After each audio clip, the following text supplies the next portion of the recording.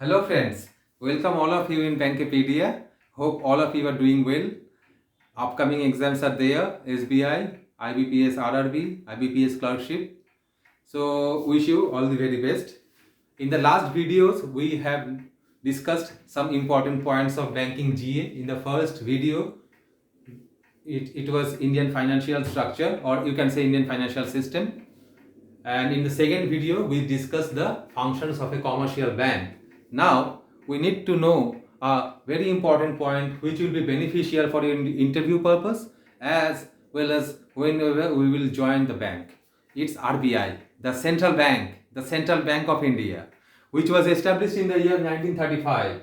The functions of central bank or RBI is there. Number one, of issue of currency. RBI is the sole authorized person or sole authorized statutory body to issue currency notes in Indian economy. Other than coins and 1 rupee note, all the currencies are issued by RBI. Coins and 1 rupee notes are given by Ministry of Finance, Government of India directly.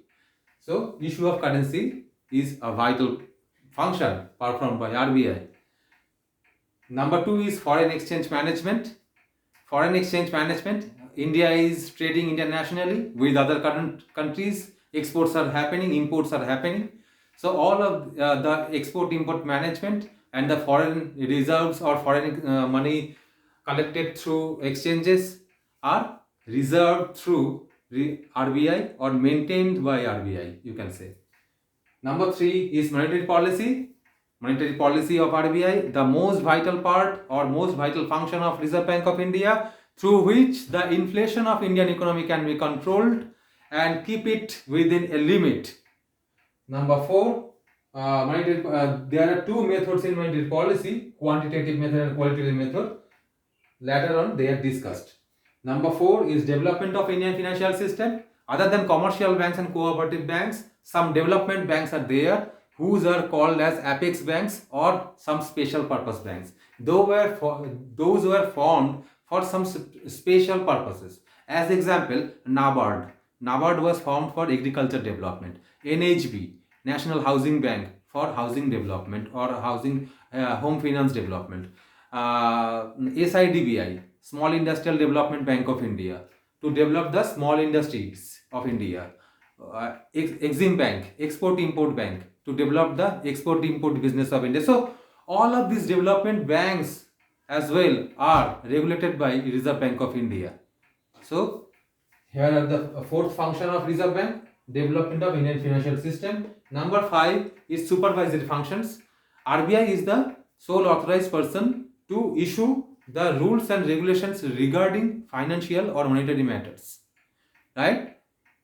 All the banks and NBFCs are compulsorily needs to comply all the rules and regulations provided by RBI.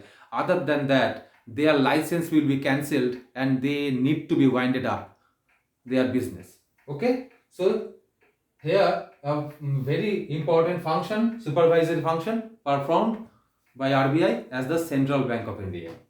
Now come banker of government. Banker of government means RBI is maintaining the account of government, the treasury of government, the incomes, the national income. I mean to say the national income is maintained through RBI, and RBI can provide or pay out the international dues or loans, whatever have Indian government. Okay, so that's why he is the banker of government. And the seventh point is banker of banks. Any bank may borrow money from RBI at the time of necessity, at the time of emergency, if it happens. It may happen. It may happen sometimes. National disasters are there, natural calamities are there, or any type of pandemics are there. So in any type of emergencies, a bank can borrow money from its central bank, RBI. Now come to the most vital function performed by Reserve Bank of India to control the inflation and to make it under control and to make a balance within Indian economy. Monetary policy can be divided into two parts: qualitative method and quantitative method. In qualitative method, there are open market operation, selective credit control, and moral suasion. In quantitative method, they are five quantitative rates to control the rate of inflation directly. These rates are also called as key rates of RBI. These are cash reserve ratio or CRR, statutory liquidity ratio or SLR, bank rate, reverse repo rate, and repo rate. All these are called as key rates of RBI. All these functions will be discussed in later videos. I hope I have tried my best to make a clear thought of functions of Reserve Bank of India, the Central Bank of India. If any type of queries are there, please ask me in the comment section. I would like to request you to subscribe and like our channel to motivate us so that we can create some informative videos for you people. Thank you very much.